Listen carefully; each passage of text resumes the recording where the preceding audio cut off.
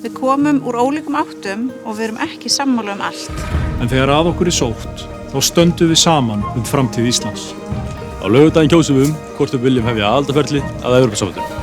Utan Evrópusambandsins stendur heimurinn okkur opinn. Við þurfum ekki að kaupa okkur inngöngu í samband þar sem reikningurinn 50 milljarðar á ári. Því það gott að vera Íslendingur og það gott að búa á Íslandi. En okkar bíða stór verkefni. Verkefni sem mörg munu sitja á hakanum í aðildarferlinu eins og við erum að upplifa núna.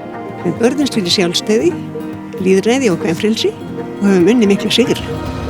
Hér hefur atvinnuleysi verið lágt og launin hærri. Og okkar forsendum hefur við byggt upp eitt besta velferðarsamfélag í heimi. Og nú göngum við til kosninga hvort það eigi að breyta þessu og fela öðrum að taka ákvarðanir framtíð landsins okkar. Við erum fólk á öllum aldri, þvert á flokka og af öllum stéttum. Og okkur alvara. Á fundum okkar allt land hafa þessi skilaboð endurómað frá þúsundum manna.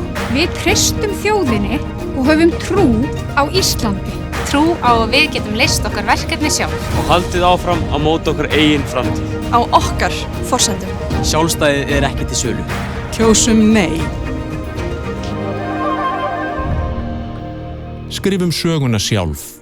Áfram Ísland.